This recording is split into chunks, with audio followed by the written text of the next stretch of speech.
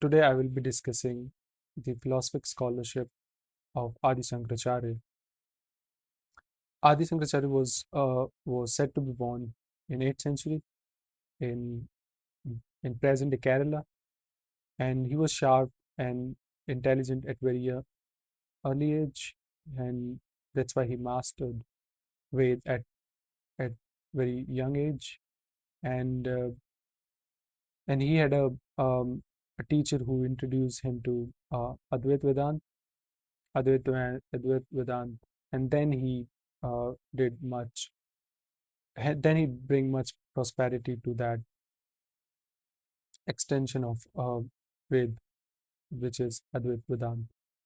So Advaita Vedanta discusses the main focus of Advaita Vedanta is non-dualism.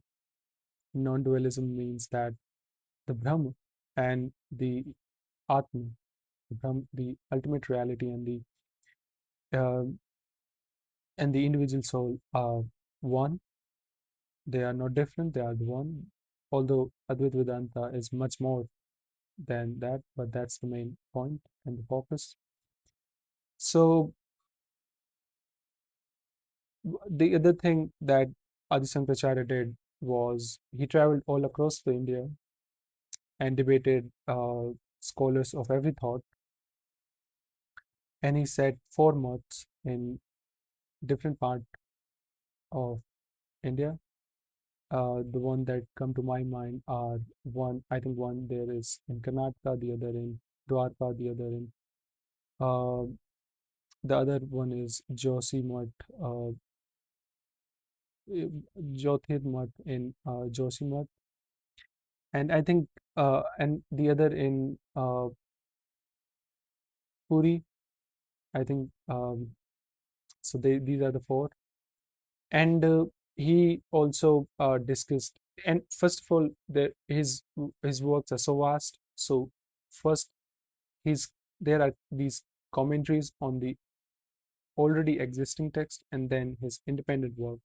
So he did the commentaries on Bhagavad Gita, um, and uh, and uh, and Upanishads like Katha Upanishad and Chandogya Upanishad and other Upanishads. And he also wrote the independent work like Tattva Bodh and Atma Bodh. Tattva Bodh, Tattva means the building blocks, the fundamental building blocks of existence, of reality, of physical matter. It is much closer to what Greek referred to as atom. It is much more, but there's different because tattva is also about the essence. So Indian philosophy took uh, a step further than the Greek. So it is one thing, and then the unique thing about Adi Shankaracharya is being a genius, being a brilliant scholar and thinker. He had the courage to travel all across the India, and that speak of his courage.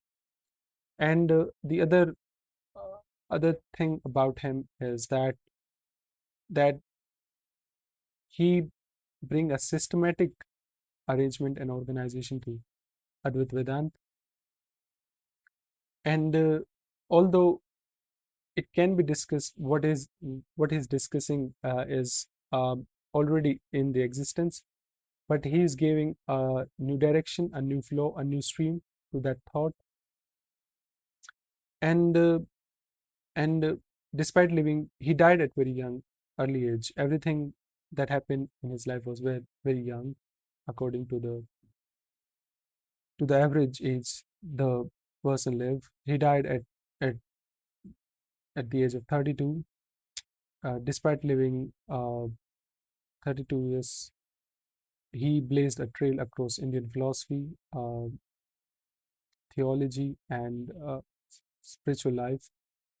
His works are so vast and luminous that I think centuries have to yet eclipse it, since even a millennia, almost a millennium went by, and we still haven't had full comprehension of Adi Shankaracharya and his thought from the sacred banks of, of Ganga, Yamuna, Krishna, and Narmada to the learning halls where he debated and his teaching whispered the ultimate truth of Upanishads.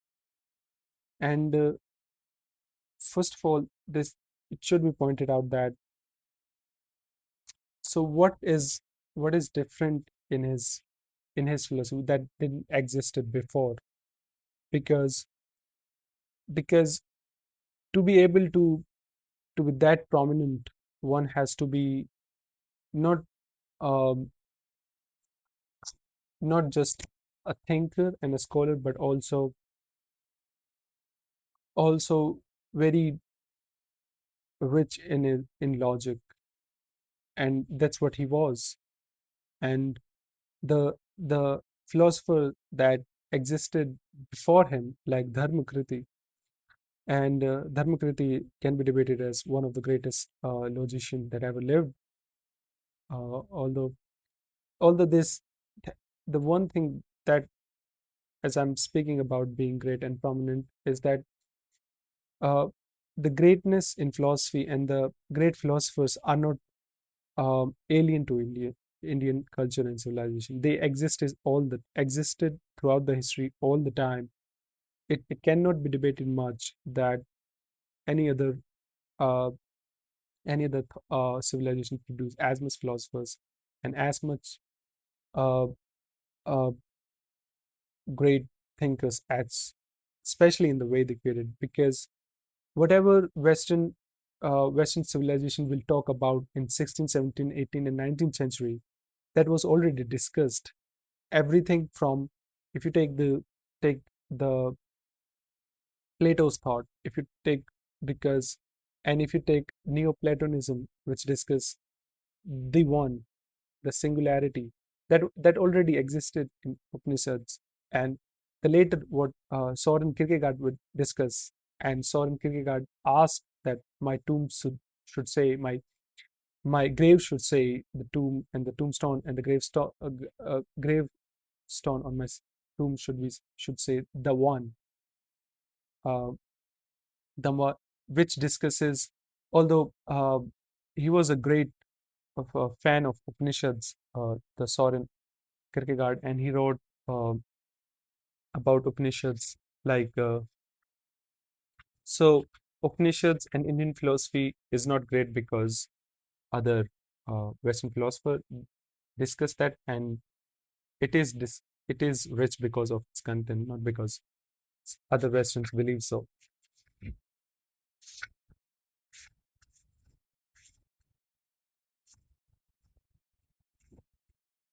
So, what Schopenhauer said about Upanishad: in the whole world, there is no study so beneficial and so elevating. It has been the solace of my life, and it will be the solace of my death. That's what Soren, that's what Arthur Schopenhauer said about the Upanishads. And Paul Deussen, who introduced the Upanishad to the Western world, he wrote, if not the most scientific, yet still the most intimate and immediate light upon the last secret of existence. So that's what I'm saying, that being great in philosophy is not rich it's not alien to Indian civilization. Great philosopher exists all the time, but because Adi Shankaracharya is this big beacon of light that is using his philosophical philosophic thinking and bringing it to the practice. That was, although even that existed in Indian civilization all across, but bringing that pure teachings, not anything else but the teachings, to the practice of life, I think makes him different from others that were living before him.